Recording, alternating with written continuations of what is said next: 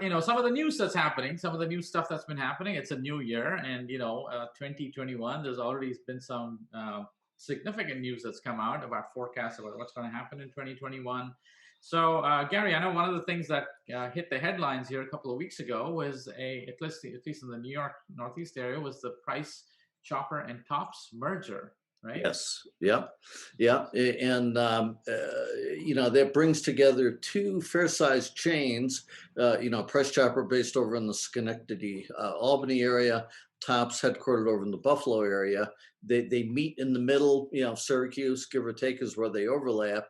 But each in their own markets is a relatively strong player. So it's an interesting combination. Makes some sense. And you think this is happening because they're trying to kind of stave off the competition? They've got some stiff competition in the area coming from somebody like a Wegmans. So I think there's several things at play here. One of those, and this has been written about for a while, that being in the middle is an increasingly tough place to be. And there's nowhere better to sort of showcase this than talking about those two players in that market, right? When you look at the sort of upstate across upstate New York market over in Massachusetts, you've got Wegmans across that market operating, what are typically defined as pretty high-end stores, great shopping experience, great assortment, big stores, etc. And then you've got a lot of activity at the other end, right, with Aldi and Save-A-Lot, and Price Right, Wakefern's banner in that market. And that middle is an increasingly tough place to be. And so that may be some of the competitive factor that triggered this combination.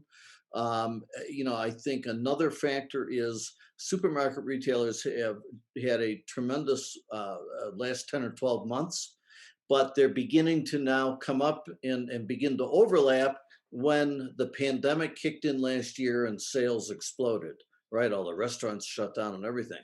So I think we're going to see a number of retailers struggle for their organic growth when they start overlapping some pretty significant numbers from a year ago. Interesting. I guess this is a byproduct of the phenomenon that we're seeing, which is a number of shoppers at a store have gone down, but their basket size has gone up because people want to visit fewer stores to complete their shopping trips. And I guess, it could be a smart strategy. Of course, we're completely speculating. We have no idea what the facts are. Yep. But I think I wouldn't be surprised if there were more like this happening in strategic areas where two smaller chains are getting together to kind of fend off a larger chain here. Yeah, Right? yeah, no, I think we will see more activity, like this around the country, different markets. And, as you were just saying, and what's happening is, at the end of the day, there are only so many people out there. There are only so many shoppers and customers out there. And competition in supermarket and in grocery really has moved to that customer or shopper level. In Tops and Price Chopper, you've got two retailers, both have had longtime loyalty programs. So I'm sure somewhere in this whole process, they matched up their databases and mapped customer households and so on, and brought that perspective to the table. Yeah, yeah, makes total sense to me. So interesting. We'll watch out what happens in the rest of 2021 to see if any more of these mergers happen. Uh, Next article here, very interesting. Gary, I know me and my wife go out often to eat, and typically when we go out to eat, we love to eat seafood wherever possible. But I'm seeing some reports that seafood sales have surged in supermarkets, and I guess it's because people aren't going out of restaurants as much. They're missing that gourmet seafood, and they're buying all the specialty seafood that they typically wouldn't buy. What's your take? Do you think you've bought more seafood? So maybe a little bit more, but for the most part, just two of us now. We tend to either, just sort of pick at whatever we've got in the house, or go out, because here in Denver, restaurants are open, limited capacity, but there are places to go out to or get takeout or whatever. But I think that you're right. A lot of people have been missing seafood in their diet because so many restaurants and so many markets across the country have been closed or very limited capacity. And certainly, even if they've got outside dining with heaters, when it's 5 below zero, Dead heater's just not going to do it. So I think that's driven. I think maybe the other piece of it too is people have become, I think, much more health conscious and nutrition conscious, right? In view of the whole COVID-19 thing and interest in eating well and bolstering their immunity and so on. So that may also be a factor in this. That's interesting. That's a really interesting angle. You're right. And seafood is generally considered, healthier, right, Yes. than other meat. So that's interesting. And I'm going to certainly get back to our analytics folks, see if they can dig out some data so we can bring back to this show. That'd be interesting to Yeah, see. yeah, it'd be interesting to know not just sales, but the number of customers, buying seafood across some of our retailers. Have we seen an increase there? Have we seen an uptick in purchase frequency, dollars, et cetera? Right, right, right. Cool. So if you are buying more seafood, let us know. Maybe it'll corroborate the statement of our conjectures here. Uh, all right. I see e-com is continuing to surge, right? So it looks like 2021 is going to be another big, strong year for e-commerce, grocery e-commerce specifically. No Yes. surprises there, right, Gary? No, I think the surprise is that retailers are expecting e-commerce to continue to grow, right? We certainly saw an explosion, beginning 10, 12 months ago when the lockdowns first started. Online grocery just took off, and it stayed that way for a long time. And then my sense was, later in the year, fall into winter, it began to plateau, even dip a little bit at some retailers as I think people got more comfortable with going out, albeit with masks and everything else. And I think in store picked up a little bit, but now online is back growing again. Nearly every retailer I talk to is really studying their whole e-commerce capability. The pandemic certainly was a stress test for every retailer. It exposed a lot of gaps, weaknesses, where they could better improve their service and so on. So nearly every retailer looking at that and how they can strengthen that and preparing themselves for even more growth. Yeah, yeah, it's interesting, and I think I'm curious to see what part Instacart is going to play in this growth. I mean, clearly, there's been speculation in the market about Instacart filing for an IPO sometime this year, and obviously they've seen some tremendous growth, and they've been, to their credit, they've been very instrumental in Oh, driving online grocery sales. I mean, now I think it's a divided house when you talk to retailers about whether they're excited about Instacart or not. But the fact is, from a consumer perspective, it's made grocery e-commerce simple. Right now, we can all argue till the cows come home whether this is good for the industry or not. But I think the fact is, it's undisputed that from a user perspective, it's been a boon for many yes. shoppers. Right. No, absolutely. And, you have to give Instacart credit, right? They saw the market opportunity and jumped into it. And in many cases, Instacart allowed a lot of retailers to dip their toe in the water or get involved in online without having to make a massive resource commitment, themselves, right? True. True. And so that's what got a lot of retailers into the game. But there is growing speculation on, I'm seeing an increasing number of articles and hearing people talk about this. There is a growing expectation that Instacart is going to become a competitor and go direct. Apparently there's conversations going on with several of the micro fulfillment center solution providers. I'm hearing speculation on Instacart securing leases in different markets across the country. And I would not be surprised to see them try to go direct, because I think Instacart has got to do something as they head towards an IPO to justify that massive value, number Right. that they have, that Right. Right. valuation they have, because alongside that, there's a growing number of retailers that have used Instacart that are now looking to get away from them, and either Right. Right. supplement it with their own white label solution and capabilities, or completely replace Instacart. Right, right. So what you're saying is you don't see a lot of retailers looking at Instacart as a long-term solution for their e-commerce Correct. platforms, right? So they're Correct. all thinking about how do I get into the game myself and how do I build my own platform, right? Yes. I guess this probably also brings in another interesting point, which is, with the surge in grocery sales online, I guess a lot of platforms that have been out there have also been stress tested. So maybe there's going to be some shifts in providers, right? Where a retailer has not necessarily been happy with their current vendor Yes. and has decided that I got to do something to change this, and so you see some Oh, movement there. absolutely. I'm seeing a lot of retailers stepping back and wanting to understand what the other capabilities, who are the other solution providers, what do they have, what should we have, whether they make a change or not, remains to be seen. But there's a lot of retailers that are evaluating, what's out there in the marketplace. Right, I right, think as we go through this, we're also going to see a consolidation in the number of online shopping solutions that are out there in the market. There's been a lot of them that have right. come into the market, over the past decade, and quite honestly, too many of them. I think we're going Right. to see that consolidation. No, which But actually brings me to the point of, we didn't talk about it, but the NCR acquisition of Fresh Shop. So yes, that's, I guess, a case in point where, NCR is obviously a big player in point of sale and loyalty systems, and, acquiring an e-commerce provider kind of broadens their portfolio of services that they can bring to a retailer. that's right. It gets NCR in a growth market, right? E-commerce is going to continue to grow.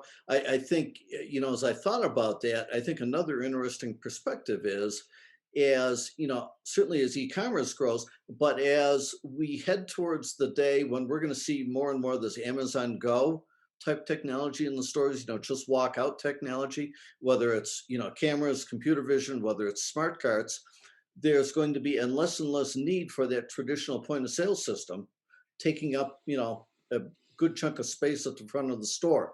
All that hardware, all those checkout lanes begin to go away. Where does that leave someone like an NCR? Right, right. Interesting, interesting. So Well, anyway, we'll keep tabs on that, folks. Very interesting. But I think what they're projecting is 2021. We're going to see $100 billion yes, in online grocery sales. That's a big yeah. number. So That's a it big number. is absolutely, accelerated, and it looks like it's going to accelerate again. Fantastic. All right, coming to the next topic, and I think this is something that we've tackled in some of our shows before. And by the way, we're on episode number 22, Gary. 22. We Wow. managed to do 22 of these. So, and I hope people are having fun out there. But this is a topic that we've tackled from multiple dimensions. I think this is about transparency, and I've seen some articles out there about initiatives where supermarket retailers are putting in more effort in providing sustainability and transparency of where the product was sourced. Uh, and clearly this seems to be very important for the millennials, Yes. especially, who seem to care a lot about sustainability and transparency, along with wellness, right? So I think Yep. this whole data transparency, it seems like people are more concerned about where is this product from, how was this manufactured, what's in it, before you even talk about branding and price. Yes. Yeah. And it's all of those things you just mentioned. And I think this holds true across really any age group right now.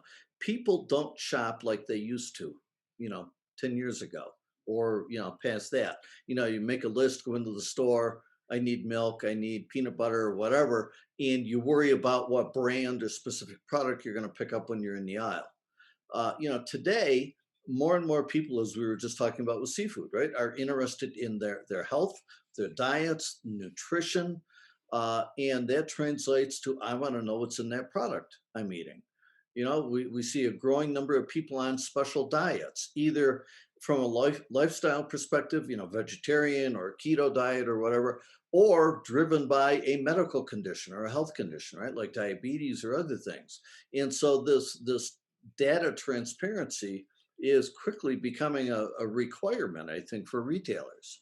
Yeah, and it almost seems like, trust is the new currency, right? So trust is Yes. the currency of retail anyway.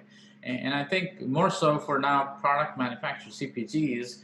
I mean, the greater transparency they can provide in terms of, where the product was sourced, how it was manufactured, Did they use fair marketing practices, right? Fair manufacturing Yes. practices, Yeah. and even a label, right? How true is the label? Is it really, are they trying to gimmick you into buying the Right. Right. product, right? Using traditional advertising methods like glitzy colors and nice fonts and fun Yeah. things on the packaging.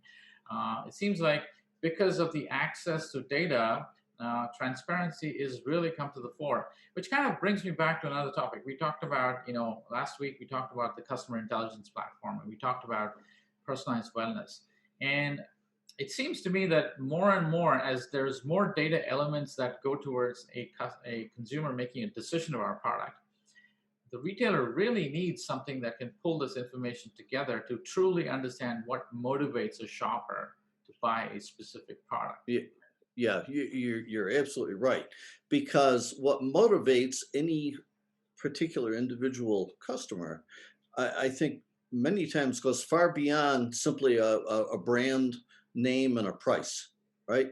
That people are looking at things like where was this manufactured, the sustainability score of it, what's in that product, all those type things are all becoming factored into that purchase decision. And I think the battle as we continue forward is not going to simply be understanding brand loyalty or discount propensity or these types of things. It's going to be looking beyond that to really try to at a much deeper level understand what's important to that individual customer and be able to provide that and say to that customer, we know you, right? Right. And that speaks to this idea of this customer intelligence platform because there is so much data out there, more every day, right?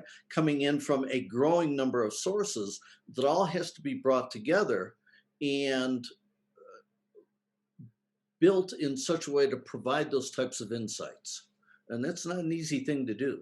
Right, right, and and it certainly the technology exists to do it, but I think what a lot of retailers struggle with is, of course, legacy technology that they have. They Yeah. tend, pulling data together and having the right kind of compute power and also talent, really, to Oh, pull it yeah. all together to make these usable, right? So, I mean, Yes. I think product attribution data exists, and I think there's lots of blockchain companies now coming up with sustainability and data transparency in terms of, seed to, Yep. shelf type of Yep. process. Yep. Uh, so it's a question of whether the retailer is equipped to leverage that data to understand shopper behavior better, right? Yeah, and bring all that data together in such a way as to, create that really sophisticated customer profile, be able to mine that for understanding and knowledge around each individual customer, but then also do it in such a way that that data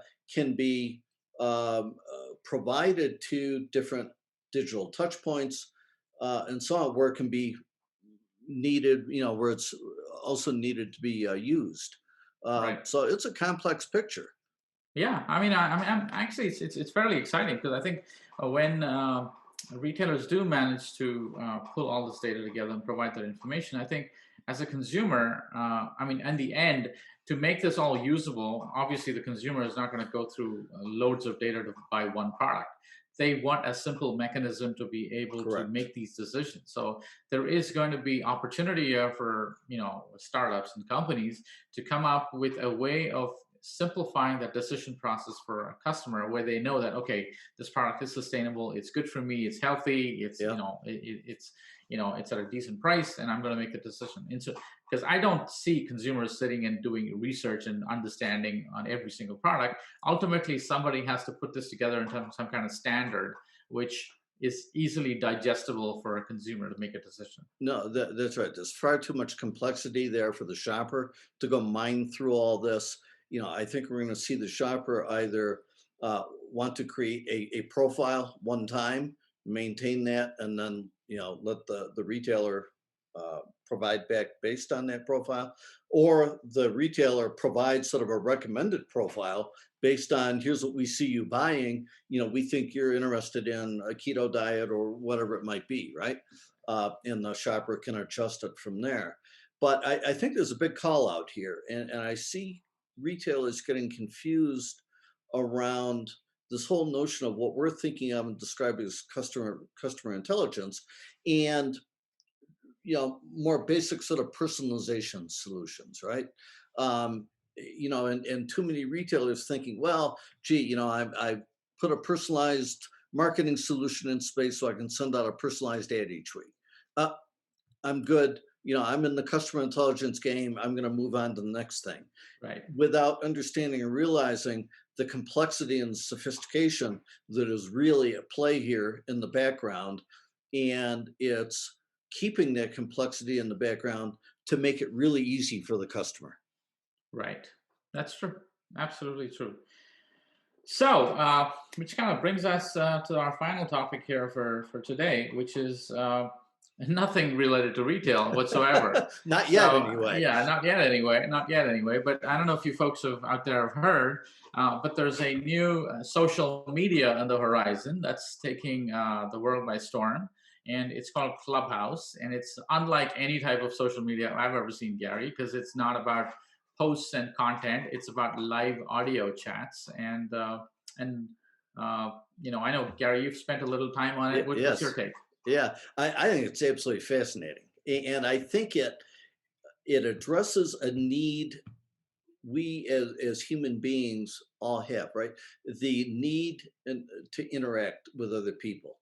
And a lot of that need has been sort of put in the box over the past year through this pandemic. Having to be locked in, not go out, and so on.